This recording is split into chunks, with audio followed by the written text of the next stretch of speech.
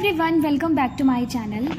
सो आपके admit card आ चुके हैं पीएससी नर्सिंग एंट्रेंस एग्ज़ाम के। अगर आपने अभी डाउनलोड नहीं किया है तो आप डाउनलोड कर लीजिए एंड अपना सेंटर देख लीजिएगा कहाँ गया है। अगर वैसे तो प्रायोरिटी फर्स्ट को ही मिलती है, बट अगर कहीं दूर गया हो तो आप कोशिश करिएगा एक दिन पहले पहुँचने की। और टाइमिंग वगैरह देख लीजिए क्या है। जो आज का वीडियो होने वाला है वो होने वाला है फिजिक्स के लिए। जो ऑप्टिक्स का पोर्शन है वो मैं आज कवर करने वाली हूँ अपने वीडियो में। वैसे तो फिजिक्स के जो और सारे पोर्शन जैसे मैकेनिक्स वगैरह हो गए वो बहुत ज़्यादा टफ हैं, बट जो ऑप्टिक्स वाला पोर्शन है वो है इजी सा, बट क्वेश्चंस इससे बहुत सारे आते हैं और क्वेश्चंस आते ही आते हैं, आप इसको स्किप नहीं कर सकते। इससे कम से कम आप पूरे ऑप्टिक्स से मान के चलिए 4 to 5 क्वेश्चंस आपके फिक्स रहने हैं आपके एग्ज़ाम में। सो इजी सा है। पूरी ऑप्टिक्स में एक वीडियो में कवर कर दूंगी, कोशिश करूंगी कि सारी थियोरी और क्वेश्चंस आपके कवर हो जाएं इसमें। तो अभी वीडियो स्टार्ट करते हैं। तो इसमें जो पहला मतलब बीच बीच में थ्योरी भी मैं बताती रहूँगी, जो फॉर्मूले वगैरह हैं। इसमें जो पहला क्वेश्चन आपका दिया गया है, अ room opposite wall plane mirror number of images formed by mirror if object is placed in between two wall। मतलब कि दो मिरर हैं और उसके बीच में एक ऑब्जेक्ट दिया गया है, आपको ये बताना है कि उसकी कितनी इमेजेस बनी हैं। और ये भी दिया गया है कि जो मिरर हैं वो अपोजिट वॉल पे लगे हुए हैं, जो साइड के अपोजिट वॉल है। इसका मतलब कि दोनों के बीच में जो एंगल है दोनों मिरर के बीच में वो है 0 डिग्री। अब नंबर ऑफ़ इमेजेस आपको कैसे पता करनी है, इसका एक फॉर्मूला होता है n = 360/θ। इसमें n क्या होता है, नंबर ऑफ़ इमेजेस आपकी कितनी बनती हैं, और 360/θ मतलब कि जो आपके मिरर के बीच में कितना एंगल है। अगर आप इस फॉर्मूले में रखेंगे तो आपका जो एंगल है वो है 0, तो n = 360/0। अब 0 से किसी चीज़ में आप जब डिवाइड करते हो तो उसकी वैल्यू आती है इनफाइनाइट। यानी कि अगर अपोजिट वॉल पे दो मिरर लगे हुए हैं और उसके बीच में एक ऑब्जेक्ट रखा है और आपसे पूछ रहा है कि कितने इमेजेस बनेंगी इसकी, तो इनफाइनाइट इमेजेस बनती हैं उसकी। उसके बाद एक फॉर्मूला होता है relation between focal length and radius of curvature of mirror. यानी कि जो फोकल लेंथ और रेडियस के बीच में क्या रिलेशन होता है, तो वो रिलेशन होता है F = R/2। यानी कि जो फोकल लेंथ होती है मिरर की वो रेडियस ऑफ कर्वेचर की हाफ होती है। सो ये सब एग्जाम में डायरेक्ट ऐसे फॉर्मूले पूछे जा सकते हैं एंड इस पे बेस्ड क्वेश्चंस भी पूछे जाते हैं। उसके बाद आता है आपका मिरर फार्मूला। जो मिरर के लिए फार्मूला होता है V, U और F के बीच में उसका रिलेशन क्या होता है, उसका फार्मूला होता है 1/F = 1/V + 1/U। जहाँ पे V है वो मिरर से इमेज की डिस्टेंस है और U जो है वो मिरर से ऑब्जेक्ट की डिस्टेंस है और F फोकल लेंथ है। तो इसका फॉर्मूला क्या होता है, 1/V + 1/U = 1/F। बात करते हैं कि मिरर का जो मैग्नीफिकेशन होता है वो क्या होता है। तो मैग्नीफिकेशन M = होता है -V/U, यानी कि माइनस ऑफ जो डिस्टेंस है इमेज की मिरर से अपॉन जो ऑब्जेक्ट की डिस्टेंस है। अब बात कर लेते हैं पावर ऑफ मिरर। मिरर की पावर क्या होती है, तो P = -100/F और F जो आएगा इसमें आपका सेंटीमीटर में है। अगर आप यही F को मीटर में रखेंगे तो P = -1/F। ये याद रखिएगा, जो मिरर होता है उसका पावर जो होता है वो माइनस में होता है, तो -1/F × मीटर। जब आगे मतलब फॉर्मूले में माइनस होता है, लेकिन जब आगे आप सॉल्व करते हैं तो जो कॉनकेव मिरर का पावर आता है वो पॉजिटिव आता है और जो कॉन्वेक्स मिरर का होता है वो नेगेटिव में आता है। देन आपका एक न्यूटन्स फार्मूला होता है रियल इमेज के लिए। तो न्यूटन्स फार्मूला क्या होता है, F = √x1 × x2। यहाँ पे जो x1 होता है वो होता है distance of object from focus from concave mirror, और जो x2 होता है वो होता है distance of image from focus of concave mirror. So इसको हम न्यूटन्स फार्मूला कहते हैं, F = √x1 × x2। अगला क्वेश्चन है आपका एक, as you walk away from a plane mirror on a wall your image. यानी कि एक वॉल पे प्लेन मिरर लगा हुआ है, जब भी आप उस मिरर से दूर जाएंगे तो आपको आपकी इमेज कैसी दिखेगी?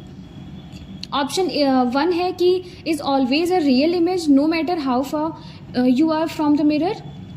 दूसरा is always the same size. तीसरा है changes from being a virtual image to a real image as you pass the focal point. और चौथा है गेट्स स्मॉलर। तो जब भी आप एक प्लेन मिरर से दूर जाते हैं तो आपकी जो इमेज है वो छोटी आपको दिखाई देती है। जैसे जैसे आप पास जाएंगे वैसे वैसे आपको आपकी इमेज बड़ी दिखाई देती है, लेकिन जब भी आप दूर जाएंगे तो आपको आपकी जो इमेज है वो छोटी दिखाई देगी। तो इसका जो फोर्थ ऑप्शन है वो करेक्ट हो जाएगा। नेक्स्ट क्वेश्चन है, a man run towards mirror with a speed of 5 metre per second, what is the speed of his image? एक पर्सन है, वो एक मिरर की तरफ 5 मीटर पर सेकेंड की स्पीड से दौड़ रहा है, तो उसकी जो इमेज है वो उसको किस स्पीड से आती हुई दिखाई देगी? यहाँ पे जो मिरर है उसकी कोई स्पीड नहीं दी गई, यानी कि जो मिरर है वो रेस्ट पर है, और जो मैन है उसकी जो स्पीड है 5 मीटर पर सेकेंड होती है।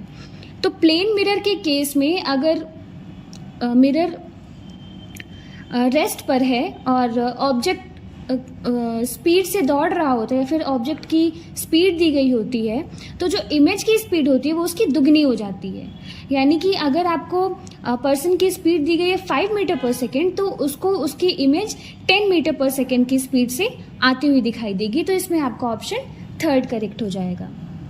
अगला क्वेश्चन है, an object is placed 40 centimetre from a concave mirror of focal length 20 centimetre, the image formed is.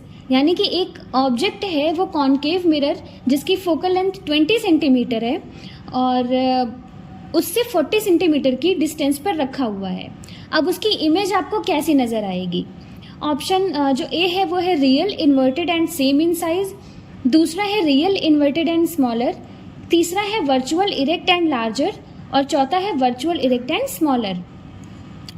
तो जब भी जो कॉनकेव मिरर होता है, आपको इसमें देखो फोकल लेंथ दी गई है 20 सेंटीमीटर और जो ऑब्जेक्ट रखा हुआ है वो 40 सेंटीमीटर, यानी कि फोकल लेंथ का डबल है। जो फोकल लेंथ होता है वो रेडियस ऑफ कर्वेचर का हाफ होता है, यानी कि इसमें आपको जो रेडियस ऑफ कर्वेचर है वो भी 40 सेंटीमीटर ही होगी। अब आपका जो ऑब्जेक्ट है वो रेडियस ऑफ कर्वेचर पर रखा हुआ है, तो जब भी आपका ऑब्जेक्ट रेडियस ऑफ कर्वेचर पर रखा जाता है कॉनकेव मिरर में, तो उस कंडीशन में जो इमेज का फॉर्मेशन होता है वो होता है रियल, इन्वर्टेड और सेम साइज का इमेज का फॉर्मेशन होता है। तो इसमें आपका ऑप्शन फर्स्ट करेक्ट हो जाएगा, यानी कि real, inverted and same in size. Then अगला क्वेश्चन है, a concave mirror can not form. जो कॉनकेव मिरर होता है उससे कैसी इमेज नहीं फॉर्म होती है? ऑप्शन 1 है virtual image of virtual object. दूसरा है virtual image of real object. तीसरा है real image of real object और चौथा है real image of a virtual object. तो जो कॉनकेव मिरर होता है उसमें वर्चुअल इमेज बनती है रियल ऑब्जेक्ट की, रियल ऑब्जेक्ट की रियल इमेज भी बनती है और वर्चुअल ऑब्जेक्ट की रियल इमेज भी बनती है, लेकिन इसमें वर्चुअल ऑब्जेक्ट की कोई वर्चुअल इमेज नहीं बनती है, वर्चुअल ऑब्जेक्ट की भी रियल इमेज ही बनती है। तो इसमें फर्स्ट ऑप्शन आपका करेक्ट हो जाएगा, यानी कि virtual image of virtual object. अगला क्वेश्चन है, the image produced by a convex mirror. Convex mirror में आपको कैसा इमेज फॉर्म होता है?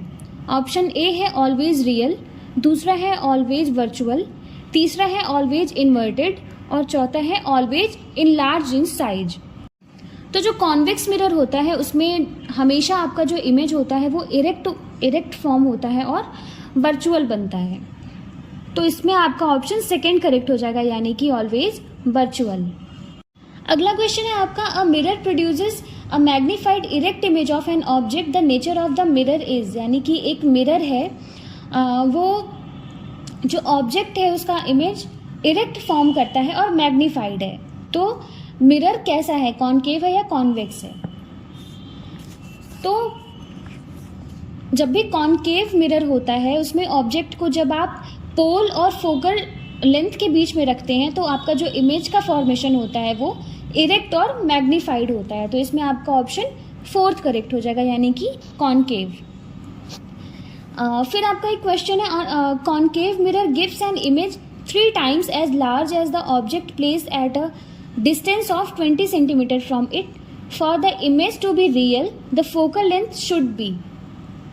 तो इस क्वेश्चन में आपको ये दिया गया है कि एक कॉन्केव मिरर है और जो इसमें इमेज की फॉर्मेशन होती है वो ऑब्जेक्ट की 3 गुना है और जो यू की वैल्यू दी गई है वो 20 सेंटीमीटर, यानी कि जो ऑब्जेक्ट रखा हुआ है वो 20 सेंटीमीटर की दूरी पर रखा हुआ है। अब इसमें ये दिया गया है कि जो इमेज है वो रियल बन रही है और मैग्नीफाइड है, यानी कि 3 गुना बन रही है। तो फोकल लेंथ आपको इसमें पूछा गया है। तो इन द केस मतलब कॉन्केव मिरर में आपको u की वैल्यू हमेशा आप माइनस में लेते हैं।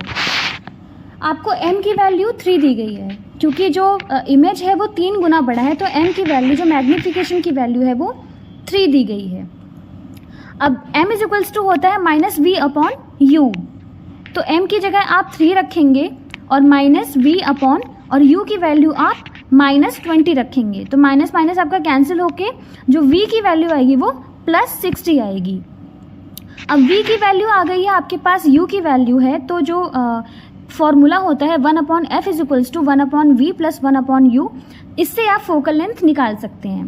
तो 1/f इज इक्वल्स टू 1/, अब देखो इसमें जो इमेज है वो मैग्नीफाइड है और रियल है। कॉन्केव मिरर में हमेशा रियल इमेज बनती है, सिर्फ एक कंडीशन को छोड़कर, जब जो ऑब्जेक्ट होता है वो f और पोल के बीच में रखा हुआ होता है। तो जब ऑब्जेक्ट f और पोल के बीच में रखा हुआ होता है तो उसकी जो इमेज है वो पीछे बनती है। उस कंडीशन में आप v की वैल्यू पॉजिटिव लेते हैं, लेकिन और सारी कंडीशन में आप v की वैल्यू को हमेशा माइनस में लेते हैं। तो इसमें भी आप v की वैल्यू को नेगेटिव में रखना है, यानी कि 1/f is equals to 1/-60 plus 1/u, तो पहले से ही माइनस में है तो -20। पूरे इक्वेशन को आप सॉल्व करेंगे तो आपको f की वैल्यू आ जाएगी 15 सेंटीमीटर, यानी कि 15 सेंटीमीटर की दूरी पर आपका फोकल लेंथ है। तो आपका ऑप्शन सेकेंड करेक्ट हो जाएगा। अब बात करते हैं reflection of light plane surface से जो होती है, उसकी अब बात कर लेते हैं।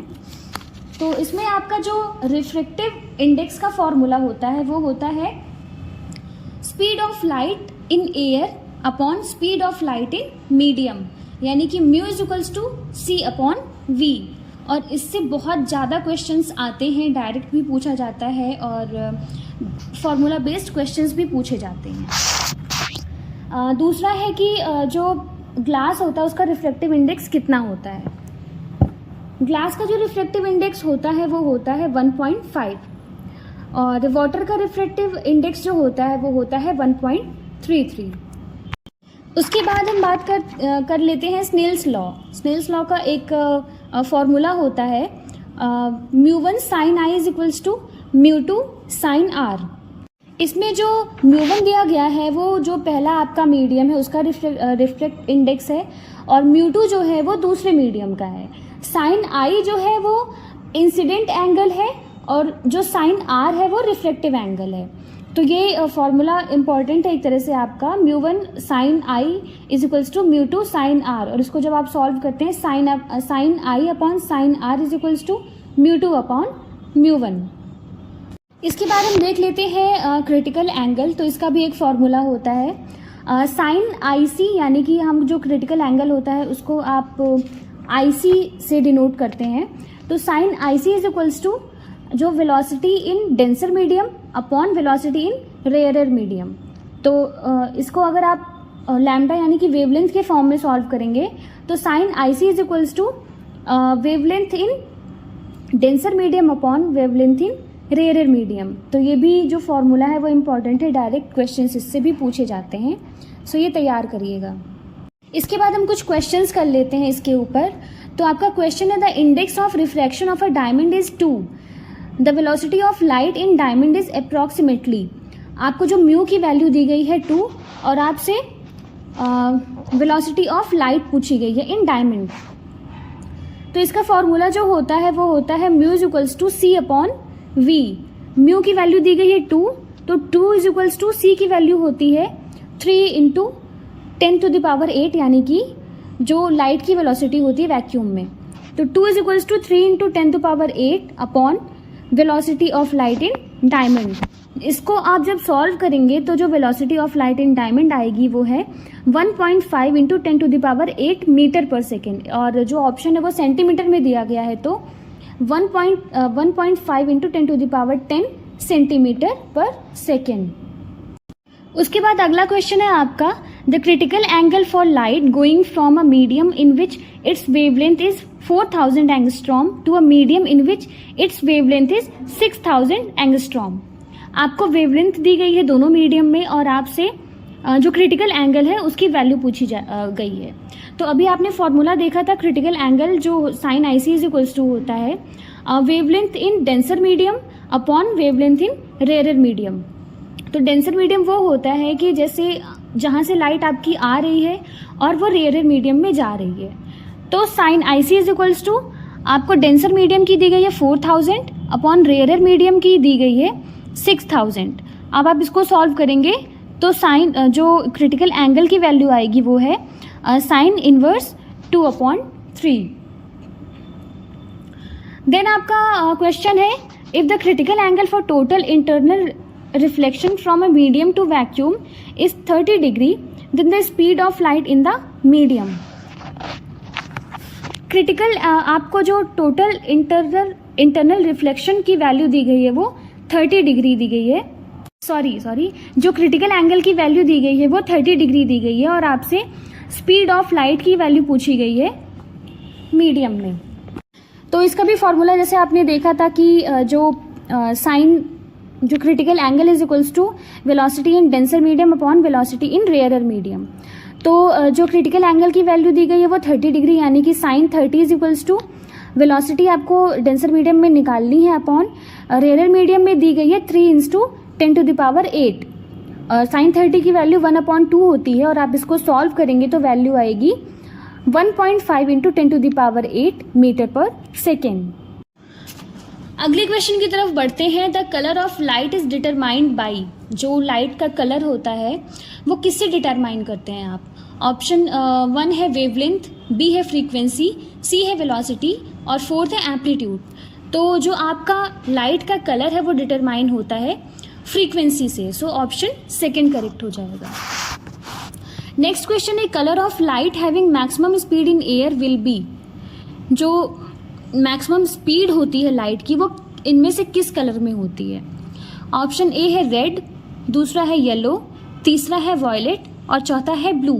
तो मैक्सिमम स्पीड आपकी जो लाइट की होती है वो होती है रेड में, सो ऑप्शन फर्स्ट करेक्ट हो जाएगा। अब बढ़ते हैं हम प्रिज्म की तरफ, उसके भी कुछ फॉर्मूले एंड क्वेश्चंस देख लेते हैं। तो सबसे पहले हम बात कर लेते हैं रिफ्रैक्टिव इंडेक्स ऑफ प्रिज्म। तो जो प्रिज्म के लिए म्यू की वैल्यू होती है तो mu is equals to sine del m plus a/2 upon sine a/2। यहाँ पे तो जो a है वो दिया गया है आपका जो एंगल ऑफ प्रिज्म या फिर जो रिफ्लेक्टिव एंगल होता है वो a यहाँ पे शो कर रहा है। जो म्यू है वो रिफ्लेक्टिव इंडेक्स है और जो डेल m है वो एंगल ऑफ मिनिमम डेविएशन है। यहीं पे अगर आपका जो प्रिज्म है वो बहुत थिन है, यानी कि जो एंगल है वो बहुत स्मॉल हो जाता है, तो उस कंडीशन में जो एंगल ऑफ मिनिमम डेविएशन होता है वो angle of minimum deviation is equals to mu -1 into a। ये जो डायरेक्ट फॉर्मूले हैं ये ऐसे फॉर्मूले भी पूछे जाते हैं और इस पर डायरेक्ट क्वेश्चंस भी पूछे जाते हैं, तो इसको भी आप अच्छे से तैयार करके चलिए। नेक्स्ट क्वेश्चन है आपका, when light passes from one medium to another then there is a change in its. यानी कि जब जो लाइट एक मीडियम से दूसरे मीडियम में ट्रैवल करती है तो क्या क्या चेंज आता है? ऑप्शन फर्स्ट है frequency, wavelength and velocity, second है वेवलेंथ एंड वेलोसिटी, थर्ड है फ्रीक्वेंसी एंड वेवलेंथ और फोर्थ है फ्रीक्वेंसी एंड वेलोसिटी। तो जब भी आपकी लाइट एक मीडियम से दूसरे मीडियम में ट्रैवल करती है तो जो वेवलेंथ और वेलोसिटी होती है सिर्फ वो चेंज होती है, बाकी चीज़ें कांस्टेंट होती हैं, तो ऑप्शन सेकंड आपका करेक्ट हो जाएगा। उसके बाद हम देख लेते हैं कुछ लेंस के बारे में, जो लेंस मेकर्स फार्मूला होता है। तो जो लेंस मेकर फार्मूला होता है 1/f is equals to mu -1 फिर 1/r1 माइनस 1/r2। ये आपका लेंस मेकर फार्मूला होता है। देन लेंस में भी जो v, u और f के बीच में जो रिलेशन होता है वो होता है 1/v minus 1/u is equals to 1/f। याद रखिएगा जो मिरर के केस में जो फॉर्मूला होता है वो 1/v प्लस 1/u होता है, लेकिन जो लेंस होता है उसमें 1/v minus 1/u is equals to 1/f होता है। बात कर लेते हैं मैग्नीफिकेशन की। तो मैग्नीफिकेशन की जो लेंस में वैल्यू होती है m is equals to v/u होती है। यहीं ये जो मिरर में होती है वो m is equals to minus v/u होती है। अब बात कर लेते हैं पावर की। लेंस की पावर क्या होती है, तो p is equals to 1/f। यहीं पे बात करें मिरर की तो मिरर में होती है माइनस 1/f। तो दोनों में आप जो थोड़ा डिफरेंस है वो प्लस माइनस का वो याद रखिएगा। बाकी आपका जो सिंपल माइक्रोस्कोप था, टेलीस्कोप था, ह्यूमन आई था, वो सिलेबस से अभी उसको हटा दिया गया है, तो उसको अब आपको पढ़ने की कोई ज़रूरत नहीं है। बढ़ते हैं अगले चैप्टर की तरफ जो कि है वेव ऑप्टिक्स। तो इसके कुछ आप फॉर्मूले देख लीजिए जो कि इम्पॉर्टेंट है। सबसे पहला इसमें तो आता है फेज डिफरेंस। फेज डिफरेंस को आप डेल्टा फाई से डिनोट कर सकते हैं। And path difference, time difference और फेज डिफरेंस में जो रिलेशन होता है उसको आप देख लीजिए। तो पाथ डिफरेंस जो होता है उसको आप डेल्टा एक्स लिखते हैं। Delta x is equals to lambda upon 2 into phi. और जो टाइम डिफरेंस होता है, टाइम डिफरेंस का फॉर्मूला होता है t/2 इंटू डेल्टा फाई। तो ये तीनों आपस में कनेक्टेड हैं। इस पे ये डायरेक्ट भी पूछा जाता है और क्वेश्चंस भी इसमें पूछे जा सकते हैं, तो ये तीनों आप याद रखिएगा। अब बात कर लेते हैं यंग डबल स्लिट एक्सपेरिमेंट की। इसमें जो डार्क और ब्राइट फ्रिंज बनती हैं उसकी जो वैल्यू होती है वो क्या होती है वो देख लेते हैं। मान लीजिए आपको जो nth ब्राइट फ्रिंज है उसकी पोजीशन निकालनी है, तो उसका जो फॉर्मूला होता है xn is equals to n d lambda upon d. इसमें जो n की वैल्यू है वो नंबर ऑफ जो भी आपको जिस भी फ्रिंज की आपको वैल्यू निकालनी है वो है। d है distance between slit and screen, और जो लैम्डा है वो वेवलेंथ है। देन जो d है स्मॉल d वो डिस्टेंस बिटवीन स्लिट है। यहीं पे अगर डार्क फ्रिंज की बात करें तो डार्क फ्रिंज का जो पोजीशन की वैल्यू फॉर्मूला होता है वो होता है xn is equals to n plus 1/2 d lambda upon d। अब देख लेते हैं कि जो फ्रिंजेस बनती हैं उनका विड्थ आपको अगर निकालना हो तो आप कैसे निकालेंगे। तो विड्थ के लिए फॉर्मूला होता है w is equals to d lambda upon small d। यहाँ पे जो d है वो है distance between slits and screen, और जो स्मॉल d है वो स्लिट के बीच की डिस्टेंस है। तो इससे आपका जो विड्थ है फ्रिंज की वो निकल जाएगी। अब हम पोलराइजेशन देख लेते हैं। इसमें भी कुछ जो डायरेक्ट फॉर्मूले पूछे जाते हैं। सबसे पहला जो है ब्रूस्टर लॉ। ब्रूस्टर लॉ का जो फॉर्मूला होता है mu is equals to 10 IP। जो म्यू है वो रिफ्लेक्टिव इंडेक्स है यहाँ पे, और जो IP है वो पोलराइजेशन एंगल है। तो mu is equals to 10 IP। इसमें भी आपको न्यूमेरिकल में वैल्यू दी जाती है एंड इससे भी क्वेश्चन सीधे पूछे जाते हैं। अब एक क्वेश्चन है आपका, in Young's experiment the distance between 2 slits is half and the distance between the screen and slit is made 3 times, then width of the fringe. यानी कि जो यंग्स एक्सपेरिमेंट है उसमें जो 2 स्लिट के बीच की डिस्टेंस उसको हाफ कर दी गई है, और जो स्क्रीन और स्लिट के बीच की डिस्टेंस उसको 3 times कर दी गई है। तो विड्थ की जो फ्रिंज की विड्थ है उस पर क्या फर्क पड़ेगा। तो अभी जैसा कि आपने जो फॉर्मूला देखा, जो विड्थ का फॉर्मूला होता है w is equals to d lambda upon d। तो आप जब इसमें रखेंगे d लैम्डा अपॉन d और w dash is equals to d upon 2 into 3d lambda, आप इसको सॉल्व करेंगे, जो बाद वाली फ्रिंज की वैल्यू आएगी वो पहले वाली फ्रिंज की विड्थ की 6 टाइम होगी। तो इसमें आपका ऑप्शन 3rd करेक्ट हो जाएगा, यानी कि बिकम्स 6 टाइम। देन एक क्वेश्चन है the wave theory of light was given by. जो वेव थ्योरी है वो किसने दी थी।